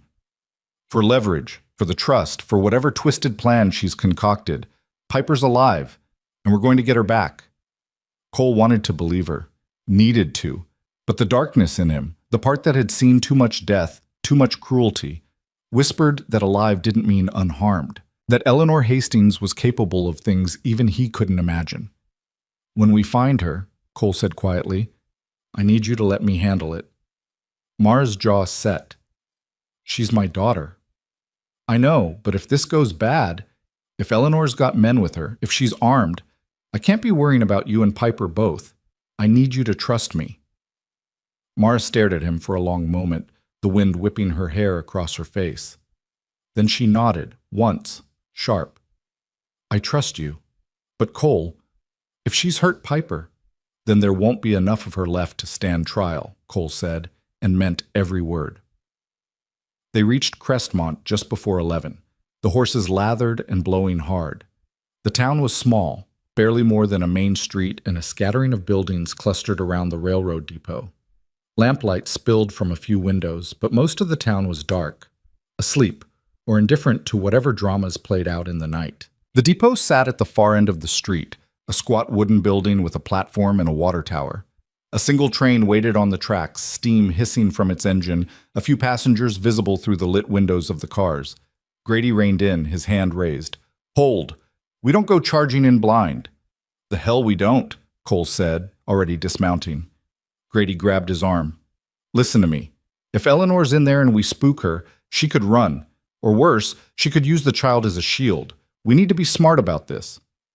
Cole's every instinct screamed to kick down the depot door and tear the place apart until he found Piper. But Grady was right. Recklessness would get Piper killed. "What do you suggest?" Mara asked, her voice tight. "Two of us go in quiet through the front, check the waiting room, the ticket office. The rest circle around back in case she tries to bolt." Grady looked at Cole. "You and me, front. Deputies, take the rear. Mrs. "Ransom, I'm going in," Mara said, brooking no argument. Grady's mouth pressed into a line, but he nodded. "Stay behind us, and if shooting starts, you get down and stay down." They moved fast and low, approaching the depot from the side where shadows pooled thick. Cole's hand rested on his revolver, his senses sharpened to a razor's edge. He could hear the murmur of voices inside, the hiss of steam, the clatter of a luggage cart somewhere in the distance. Grady tested the door. Unlocked. He pushed it open slowly, and they slipped inside. The waiting room was small, dimly lit by oil lamps, with benches along the walls and a ticket window at the far end. A handful of passengers sat scattered around, a man in a bowler hat reading a newspaper, an elderly couple dozing against each other, a woman with a crying infant. No Eleanor, no Piper. Cole's chest tightened. "She's not here." "Ticket office," Grady said, moving toward the window. The clerk behind the glass was a thin man with wire-rimmed spectacles and the look of someone who wanted to be anywhere else. He glanced up as Grady approached, his expression wary. "Help you, Marshal?" "I'm looking for a woman, 50s, well-dressed, traveling with a young girl, dark hair, 5 years old. You see anyone like that?" The clerk's eyes shifted. "Maybe." "Maybe isn't good enough," Cole growled, stepping forward. "Where are they?" The clerk swallowed. "Look, I don't want trouble." Grady leaned in. "Then don't make it." "Where's the woman?" "She bought 2 tickets, first-class berth on the eastbound. Left about 20 minutes ago. Said she and her granddaughter needed privacy, paid extra for a private car." Cole's blood turned to ice. "Which car?"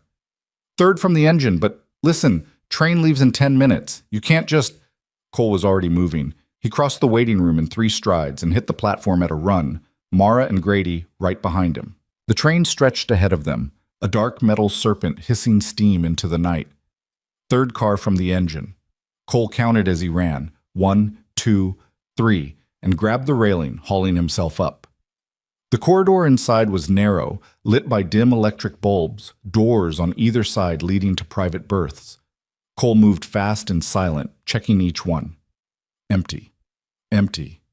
Locked. He stopped at the third door, his hand on the latch. It was locked from the inside. "Piper," he called, his voice low and urgent. "Piper, are you in there?" Silence. Then, faint and muffled. "Cole?" Relief and rage flooded through him in equal measure. "I'm here, sweetheart. Is your grandmother with you?" She said we're going on a trip." Piper's voice was scared, trembling. "I want Mama." "I know. Mama's right here. We're going to get you out." Cole looked at Grady. "Break it down." "Wait." Grady moved to the door, his voice rising. "Mrs. Hastings, this is Marshal Grady. Open the door. There's no way out of this." A pause. Then Eleanor's voice, cool and controlled. "Marshal, I'm simply traveling with my granddaughter. There's no law against that." "There is when it's kidnapping," Grady shot back. "The judge awarded custody to Mrs. Ransom. You've got no legal right to that child." "Legal rights are subject to interpretation." Cole's hand moved to his revolver. Open the door, Eleanor. Last chance. Or what, Mr. Ransom? You'll shoot through it and risk hitting Piper? Eleanor's laugh was cold. I don't think so. Mara pushed past Cole and Grady, her face white with fury. Mother, let her go, please. You've lost.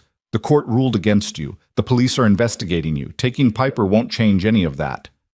Won't it? Eleanor's voice sharpened. I still have leverage, Mara. I have your daughter.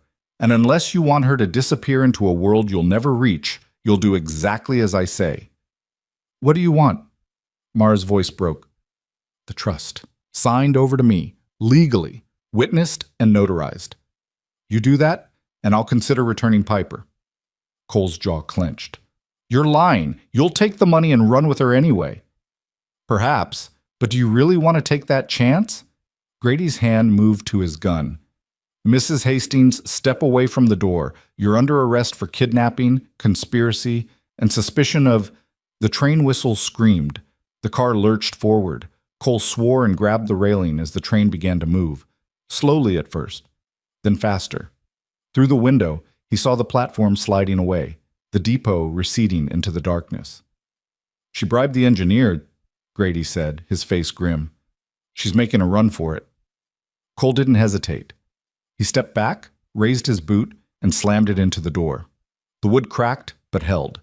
He kicked again, harder, and the frame splintered. One more kick, and the door burst inward. The berth was small, luxuriously appointed with velvet curtains and polished wood. Eleanor stood in the center, one hand gripping Piper's arm, the other holding a small Derringer pistol aimed directly at the child's head. Piper's eyes were wide with terror, tears streaming down her face. Mama, don't move, Eleanor said, her voice deadly calm. Any of you, or I'll pull the trigger. Cole froze, his hand hovering over his gun. Mara made a choked sound, her hand flying to her mouth. Grady raised his hand slowly, his voice steady. Mrs. Hastings, think about what you're doing. You shoot that child. There's no coming back from it. You'll hang. I'll hang anyway if your investigation proceeds. Eleanor's smile was brittle, unhinged. At least this way, Mara knows what it feels like to lose everything. This isn't about Mara, Cole said, his voice low and dangerous. This is about you, about control, about not being able to stand that your daughter chose her own life. Her life was a mistake, Eleanor spat, marrying beneath her, raising a child in squalor. She threw away everything I built for her.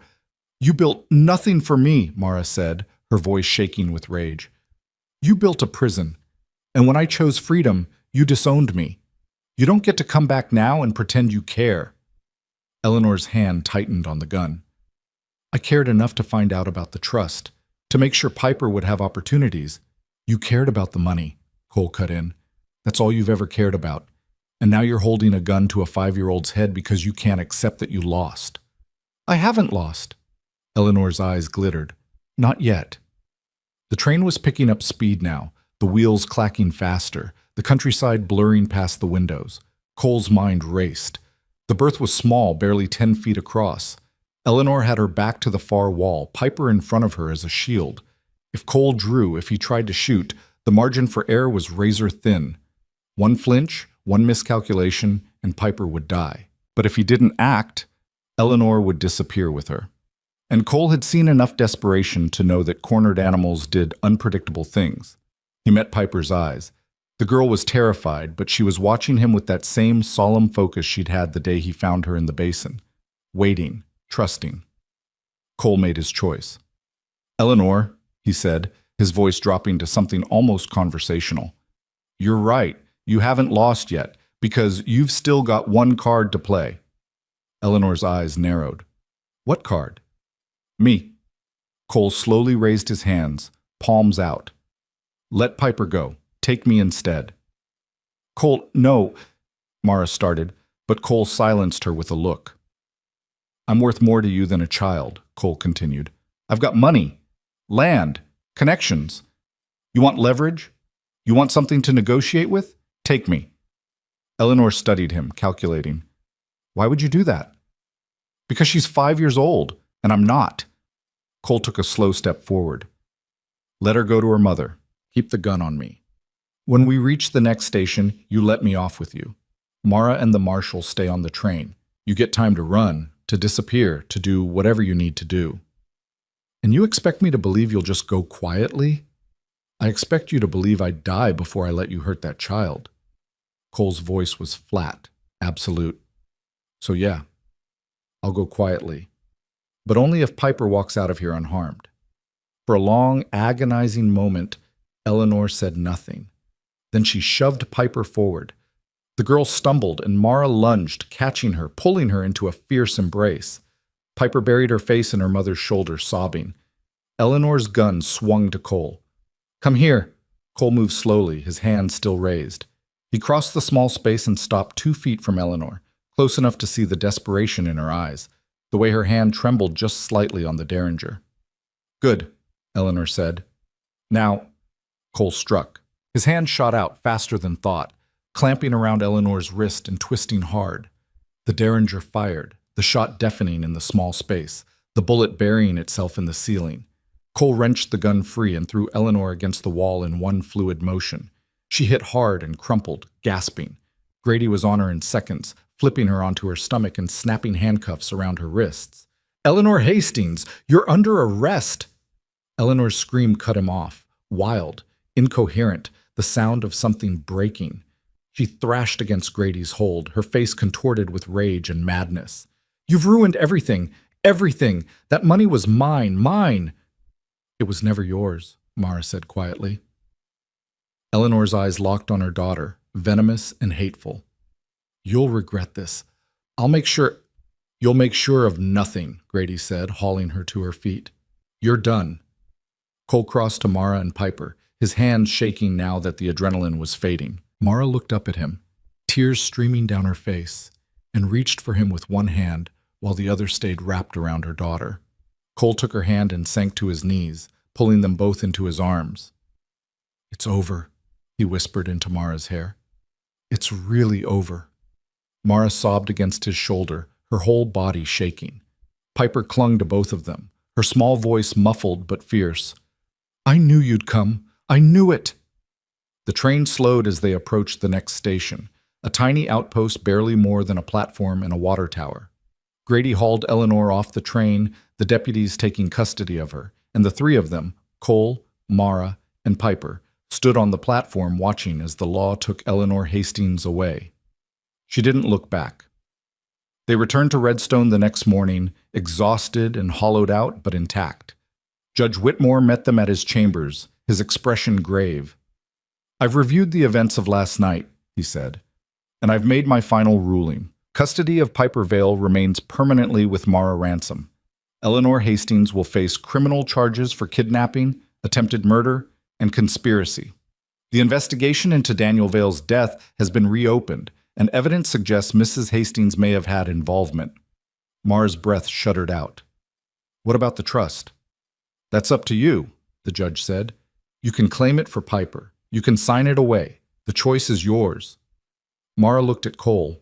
He nodded, once. She turned back to the judge. I want it donated. To the Territorial Orphans Fund. Every cent. In Daniel's name. Judge Whitmore's expression softened. I'll see it done. They left the courthouse into bright morning sunlight. Piper held Cole's hand on one side, Mara's on the other, and for the first time in months, the weight pressing on all of them lifted. Can we go home now? Piper asked. For real this time? Cole looked at Mara. She smiled. Tired, but real. Yeah, Cole said. We can go home. The ride back to the ranch took 3 days. They went slow, stopping to rest, to let the horses graze, to sit by the fire at night and just breathe. Piper chattered about Brick the cat, about the barn, about whether the chickens had missed her. Mara held Cole's hand across the firelight and didn't let go. On the last night before they reached home, after Piper had fallen asleep wrapped in blankets, Mara turned to Cole. I keep thinking about what you said to Eleanor, she said quietly, about trading yourself for Piper. I meant it. I know. And it terrified me. Mara's hand tightened on his. Promise me you won't do that again. Promise me you won't throw your life away, not even for us. Cole looked at her. This woman who'd walked through fire and come out stronger, who'd faced down her own mother and chosen love over money, who trusted him with the most precious thing in her life. I can't promise that, he said honestly. Because if it came down to you or Piper dying or me dying, I'd choose me every time. That's not negotiable. Mara's eyes filled. Cole, but, he continued, pulling her close, I can promise I'll fight like hell to make sure it never comes to that. I can promise I'll be smart, careful, and do everything in my power to come home to you, both of you. Mara pressed her forehead against his. That's all I can ask. They sat there in the firelight, wrapped in each other, while the stars wheeled overhead and the future stretched out before them, uncertain but theirs. When they finally crested the rise and saw the ranch spread out below, house, barn, corrals, the land rolling away to the mountains, Cole felt something settle in his chest that had been restless for years. This was home. Not because of the land or the buildings, but because of the people who'd filled it with light.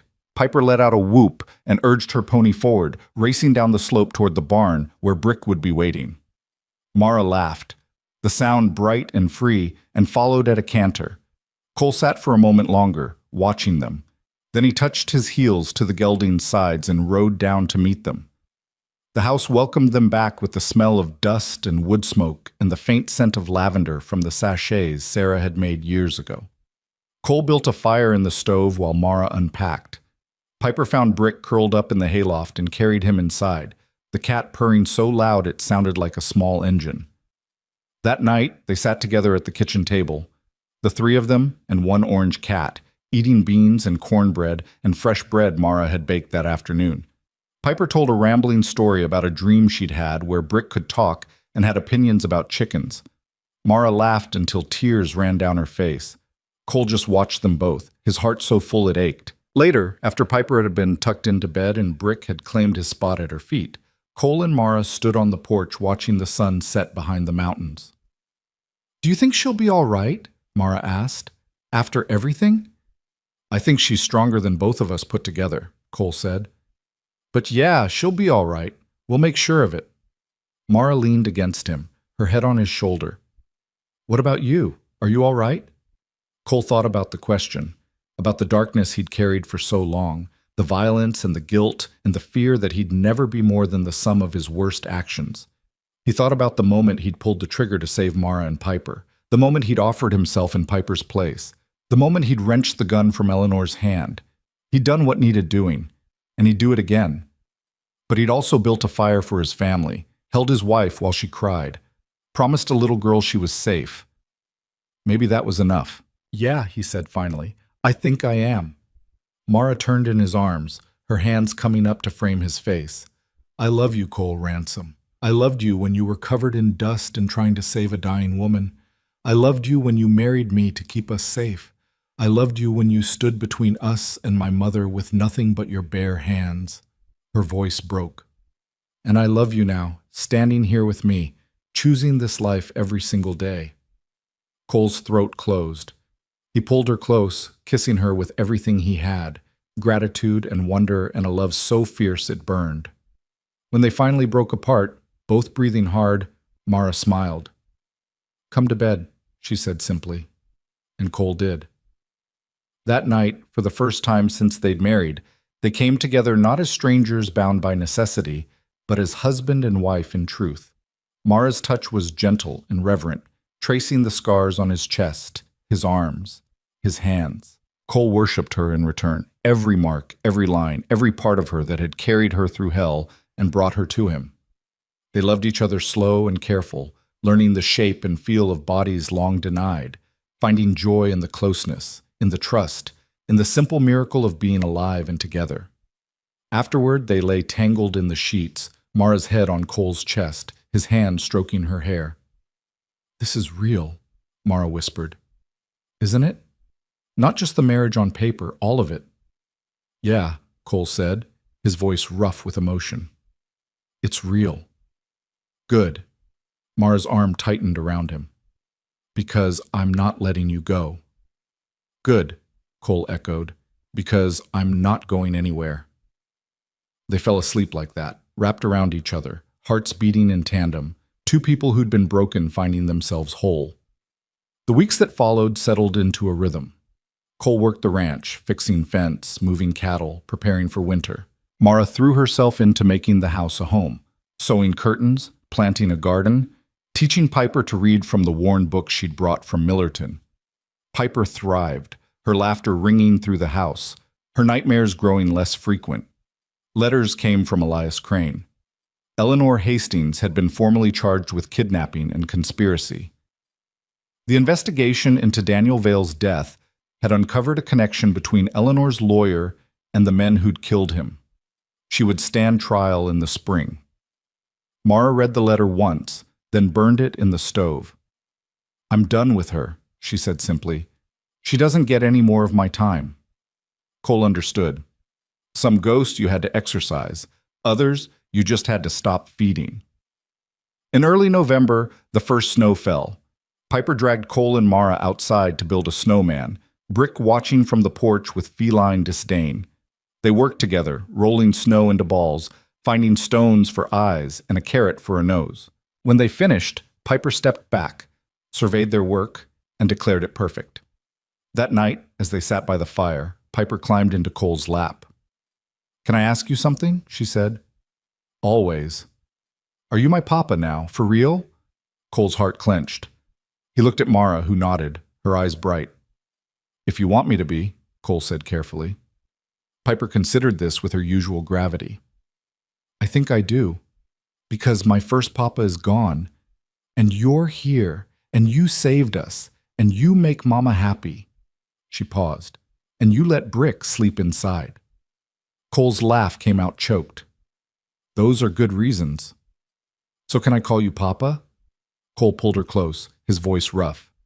"Yeah, sweetheart. You can call me Papa." Piper beamed, then wriggled free and ran to tell Brick the news. The cat, unimpressed, went back to sleep. Mara crossed to Cole and sank onto his lap where Piper had been, her arms going around his neck. "You're crying," she said softly, wiping at his cheeks. "Yeah," Cole admitted, "I am." "Happy tears?" "The happiest." He pulled her close, burying his face in her hair.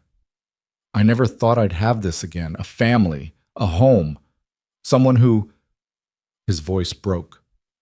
"Someone who sees me and stays anyway."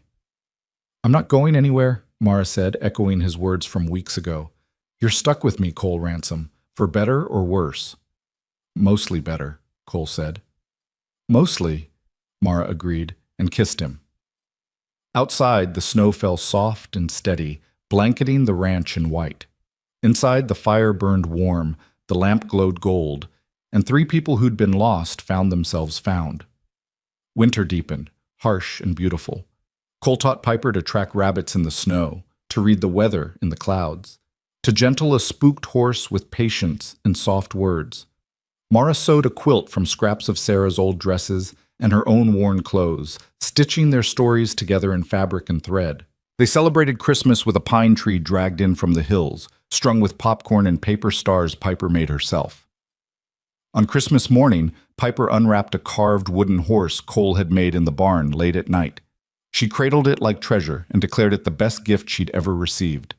Mara gave Cole a new shirt, stitched with care, and a kiss that promised more when Piper was asleep. Cole gave Mara a locket, simple silver, with a photograph inside of the three of them taken in redstone before they'd left.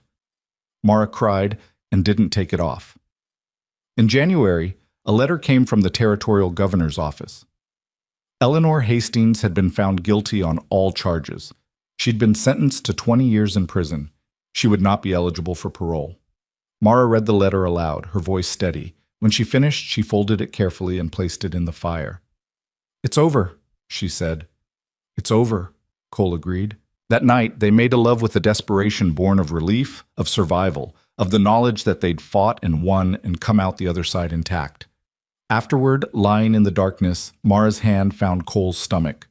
"I need to tell you something," she said. Cole's heart skipped. "What?" "I'm pregnant." The world stopped, then restarted, brighter and more vivid than before. "You're—" Cole couldn't finish the sentence. His hand covered hers, trembling. "You're sure?" "I'm sure." Mara's voice shook with laughter and tears. I've known for a few weeks. I was waiting for the right moment. And this is it? This is it. She turned to face him, her eyes shining in the moonlight. We're going to have a baby, Cole. Another child. Another chance. Cole pulled her into his arms, holding her so tight he was afraid he'd hurt her. I love you, he said, the words spilling out, inadequate and true. I love you so damn much. I love you too. Mara kissed him, fierce and claiming. And we're going to be all right, all of us. They told Piper at breakfast the next morning. The girl's eyes went wide, then she let out a shriek of delight and ran around the table to hug Mara's middle. I'm going to be a big sister, she said, awed. You are, Mara said, laughing. Piper looked up at Cole. Is the baby going to call you Papa too? I hope so, Cole said, his throat tight. Good. Piper nodded, satisfied. Then we'll really be a family. We're already a family, Cole said, ruffling her hair. I know. Piper grinned. But now we'll be a bigger one. The baby came in August, a boy with dark hair and his mother's eyes. They named him Daniel, after Mara's first husband, and James, after Cole's father. Daniel James Ransom came into the world screaming and didn't stop until Mara put him to her breast. Then he quieted, content and warm, and Cole looked down at his son and felt his heart expand in ways he hadn't known were possible. Piper was entranced. She sat beside Mara on the bed, her small hand resting on the baby's head, her face solemn with responsibility. I'll protect him, she announced, just like you protected me. I know you will, Cole said. And she did. Piper became Daniel's fiercest guardian, chasing away Brick when he got too curious, singing to him when he cried, reporting his every movement like it was news of national importance. Mara laughed herself breathless watching them, and Cole fell in love with his family all over again, deeper, richer, more complete. The seasons turned, the ranch prospered. They hired a hand to help with the cattle, a young man from Benton who reminded Cole of himself at that age, hungry for honest work, running from something he wouldn't name. Cole paid him fair, worked him hard, and didn't ask questions. The man stayed. Years passed. Piper grew tall and strong, learning to rope and ride, to read Latin and do sums, to stand her ground and speak her mind. Daniel grew from baby to toddler to boy, bright and curious and fearless. Mara bloomed in the life she'd built, her laughter filling the house, her touch still setting Cole's blood on fire even after years of marriage. And Cole became the man he'd always wanted to be. The darkness was still there, coiled and ready when needed, but it no longer defined him. He was a husband, a father, a rancher, a man who kept his promises and protected what was his with everything he had. One evening in late September, when the air was turning cool and the aspens were blazing gold on the hillsides, Cole stood on the porch watching the sun set. Mara came out to join him, Daniel on her hip, Piper at her side. She handed Daniel to Cole and leaned against the railing, her gaze following the light as it painted the mountains crimson and purple. What are you thinking about? She asked. Cole looked at his family, at his wife, still beautiful, still fierce, at his daughter, no longer the terrified child in the basin, but a young woman in the making, at his son, babbling and reaching for the sky. I'm thinking, Cole said, that I'm the luckiest man alive. Mara smiled. Good answer. It's true. Cole shifted Daniel to one arm and wrapped the other around Mara. 3 years ago, I was living like a ghost, going through the motions. And then you showed up, broken and dying and dragging this little warrior behind you, and everything changed. You changed it, Mara said. You chose to save us. You didn't have to. Yeah, I did. Cole's voice was certain. Because the moment I saw you, something in me woke up, something I thought was dead, and I couldn't walk away from that, from you. Mara's eyes filled. We saved each other. Yeah, Cole agreed. We did. Piper tugged on Cole's sleeve. Papa? Yeah, sweetheart? Can we light the lamp for people who might be lost? Cole looked down at her, surprised. It was something he used to do in the early days, light the lamp in the window so travelers could find their way. He hadn't done it in years. Why? He asked. Piper shrugged. Because you found us when we were lost. Maybe someone else needs finding too. Cole's throat tightened. He looked at Mara, who nodded, her smile soft and proud. All right, Cole said. Let's light the lamp. They went inside together, all four of them. Cole lit the oil lamp and set it in the window, the flame steady and bright. It cast a warm glow across the porch, across the yard, a beacon in the gathering dark. Piper pressed her nose to the glass, watching the light. Do you think anyone will see it? Maybe, Cole said. And if they do, they'll know there's a place here, a safe place. A home, Mara added. A home, Cole agreed. They stood there in the lamplight, the four of them together, the house warm around them and the night vast beyond. And Cole thought about all the roads that had led him here, the violence, the loss, the years of numbness and grief. He thought about the day he'd found Mara and Piper dying in the basin, the choice he'd made to stop, to help, to care. It had been the best choice of his life, because here, now, in this house that had once been a tomb, there was light, there was laughter, there was love, there was home. Outside, the lamp burned steady in the window, a promise to anyone lost or broken or searching, a promise that said, come in from the cold, come in from the dark. You're safe here. You're welcome here. You're home. And in the house on the Wyoming plains, the Ransom family settled in for the night, together, safe, and whole at last.